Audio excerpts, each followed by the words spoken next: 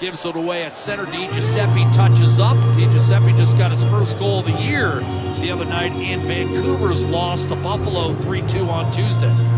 Well, Kiefer sure that will be an icing call against the Canucks. And Rick Tocchet was talking about Vinny Desharnais starting to find his game over the last couple of weeks. Yeah, he's starting to play a little bit better and dig in. Here's the turnover by Hronek. Right here, he's just trying to make a little pass to Susie, his D partner. It goes to Ryan Nugent-Hopkins, and this puck is off the stick in a flash. Watch this. It kind of sits there for a second and falls down in front of Demko. That could have easily found its way through on that turnover. Best chance in the power play right there happened on the turnover from the Canucks.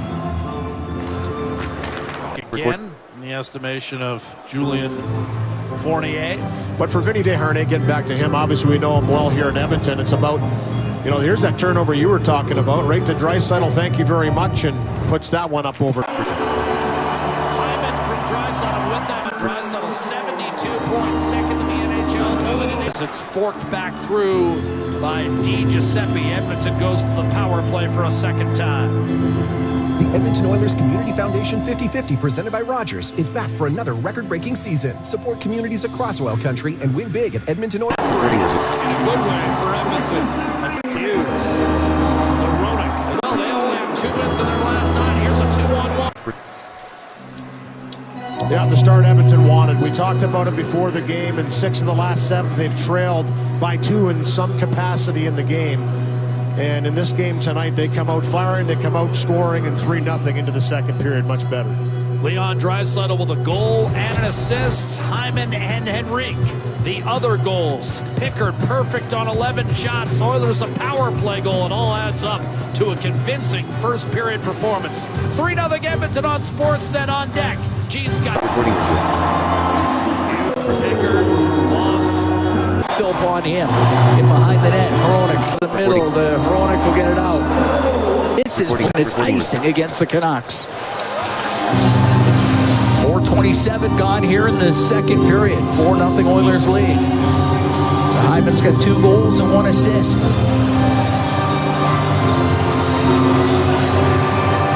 Well, he said he was feeling it. He was starting to go here. Face off to the right of Demko.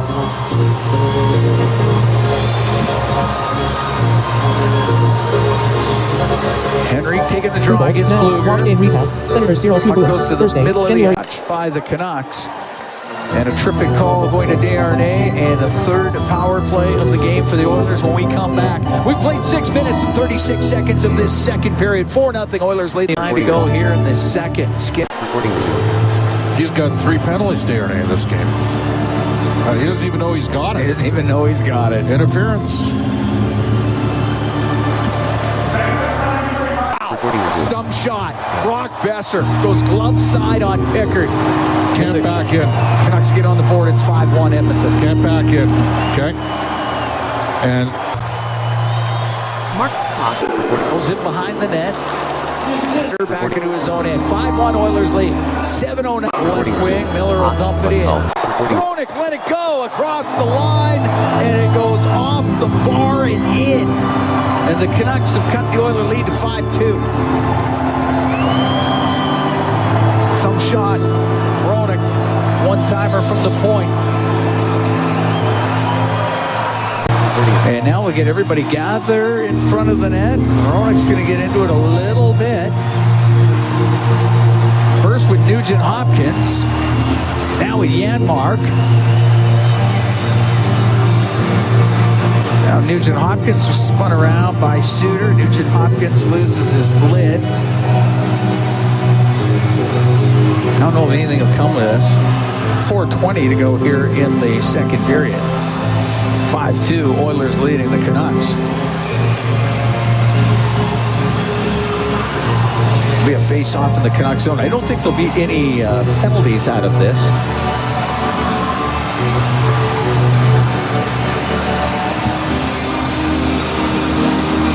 Rob Brown joining me right now. Well, it's getting a little more exciting. Yeah, a couple of goals like that changes the vibe in the rink, doesn't it? It certainly does. To me, Mooner, this game changed in the first period. The Oilers came out, were playing well, and then the Canucks had their push, and then Vinny Desharnais had a shift that he does not want to ever remember, and it's turned into a nightmare of a game from 3 penalties. One of them cost him a goal. It's been a tough night for Vinny Desharnais. They dropped a couple of good saves by Pickard in that first period, though. That could have changed the outlook of it, too. That's what the Canucks had about an 8-minute stretch where they were the better team. Yes. And Pickard made 3 big saves that kept the game 1-0 and allowing the Oilers to extend it on their power play. The whole game's been high event, Rob, but that second period was especially high event. It was high event. It got a little nastiness. There were some big saves. There were some great plays. The Oilers looked like this game was going to be 7-8, 9-0. And the Canucks had life. Give them credit for showing up a little late to the party, but a couple of good shifts, and it got a little interesting. But the Oilers, I think, survived the last 4 minutes, kept it a 3-goal lead, which now it's a really big mountain for the Canucks to climb in the third. I'm watching right now as Miller and Perry are having a long discussion at center. The linesmen and the refs just decided to hop into it. My guess, and this is just my guess, JT is asking him why he went after Hughes in the little bit of a scrum behind the net. When that whole thing started behind the net where Garland went in, poked Pickard, Perry went after Quinn Hughes and tossed him to the ground. That's my guess, is JT Miller's having a discussion about that. And good on JT Miller. Perry has still got his gloves on, and that never develops into a fight. Blueger's going to get a minor here. The Oilers were going to get the original penalty. Were they not? Yes, they were. This might even it up. As Blueger wanted to fight Corey Perry, and Perry had none of it. Draw clean back to Derek Forbort.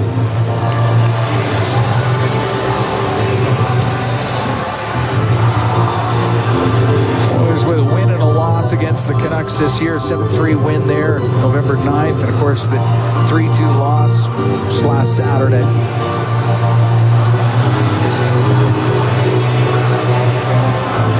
Face off to the right of Pickard. Up to the blue line. Suter pushes it out to center ice. Person picking up an assist on that is Brown.